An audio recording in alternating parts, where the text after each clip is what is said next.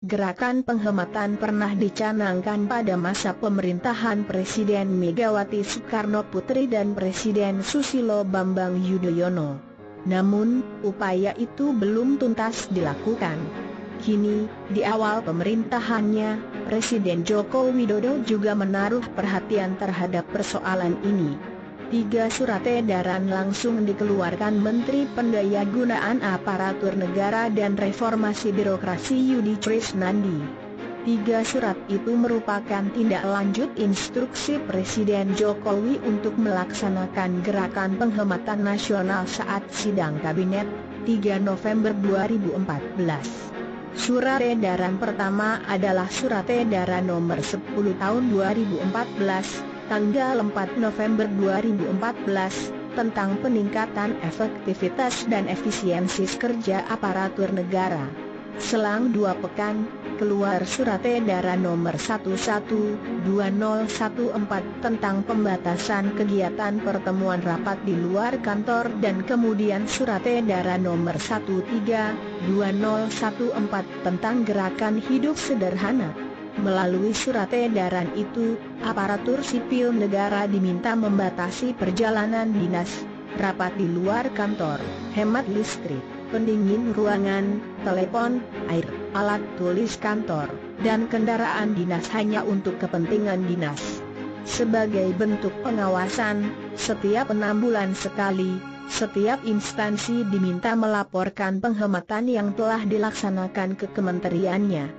Jika instruksi penghematan tidak dijalankan, sanksi administratif dijatuhkan, di antaranya penundaan promosi, tidak diberikan tunjangan kinerja, dan tidak dicairkannya gaji ke-13. Gerakan penghematan anggaran ini tak sebatas di atas kertas. Presiden Jokowi menunjukkannya ketika memilih menggunakan pesawat komersial dan duduk di kelas ekonomi saat kunjungan ke Semarang awal Desember lalu. Presiden Jokowi juga mengurangi jumlah anggota rombongan dalam setiap kunjungan kerja ke daerah atau ke luar negeri. Kebijakan ini membuat wartawan hampir selalu bisa bergabung dengan Jokowi dalam rombongan utama yang menggunakan pesawat kepresidenan. Fenomena ini jarang terjadi di era sebelumnya.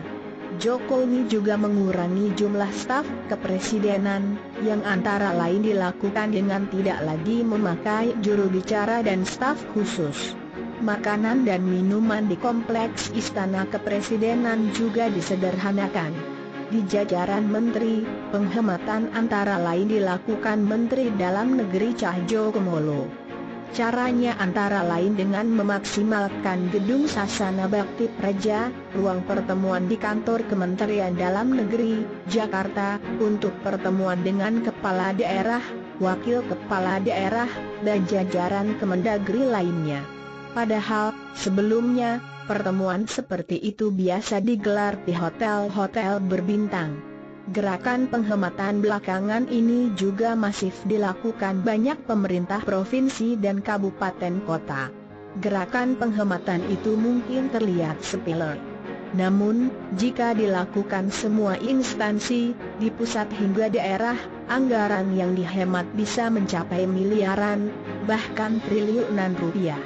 Wakil Presiden Yusuf Kala pernah menyebutkan, dalam anggaran pendapatan dan belanja negara APBN terdapat alokasi anggaran hingga 40 triliun rupiah untuk perjalanan dinas dan rapat di luar kantor pemerintah.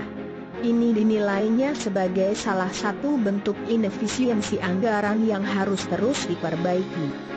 Jumlah itu baru dari APBN, belum lagi jika dilihat di setiap anggaran pendapatan dan belanja daerah APBD.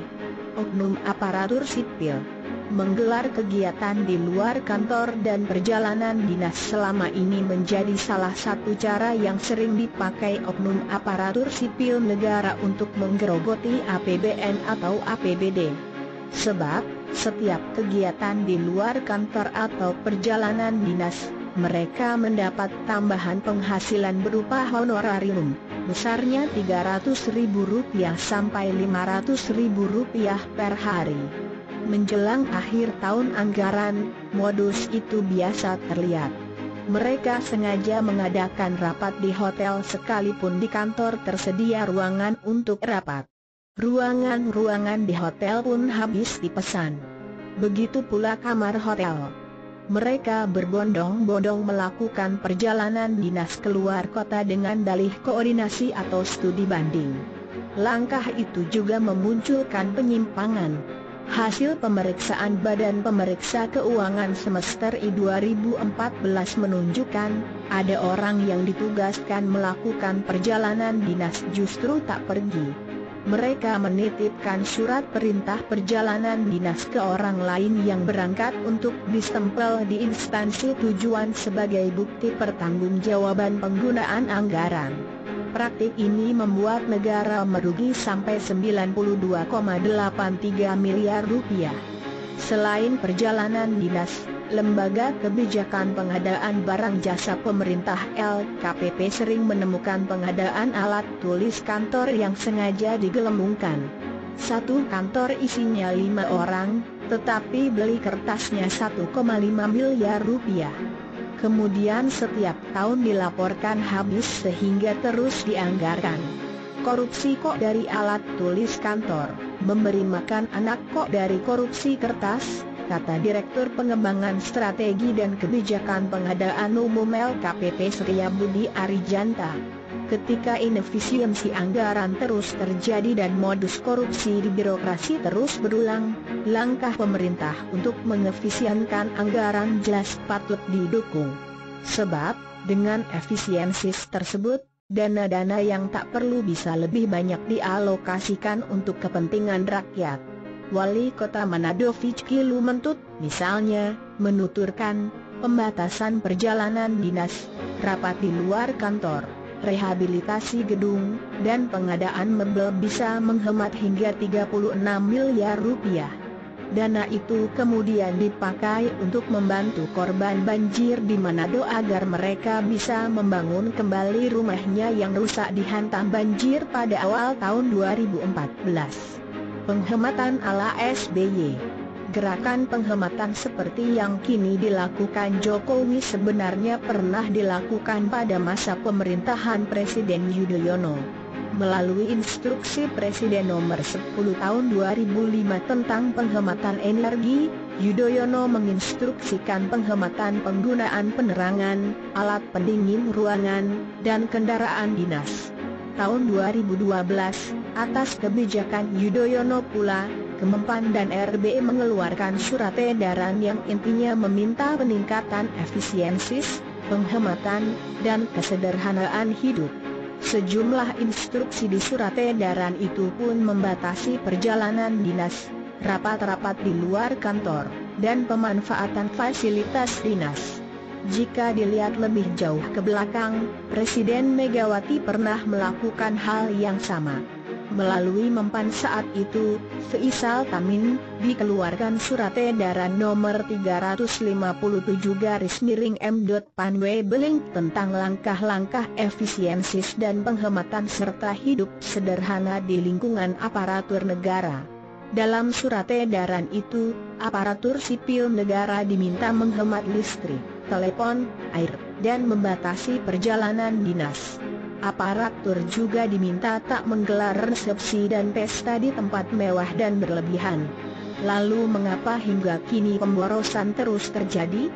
Guru Besar Administrasi Negara Universitas Gadjah Mada Miftah Toha menilai tidak ada upaya serius, sungguh-sungguh, dan konsisten dari pemerintahan sebelumnya untuk efisiensi anggaran.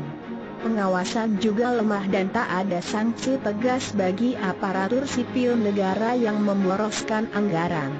Padahal, dengan pemberian sanksi, seperti pangkat diturunkan atau tempat tugas dipindahkan, akan ada efek jera sehingga pemborosan tak terus terulang, katanya.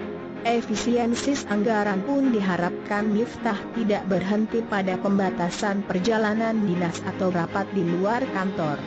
Satu hal yang bisa mengefisienkan anggaran dalam jumlah besar adalah merampingkan struktur organisasi di setiap kementerian lembaga pemerintahan daerah. Organisasi pemerintahan kita terlalu besar dan gemuk.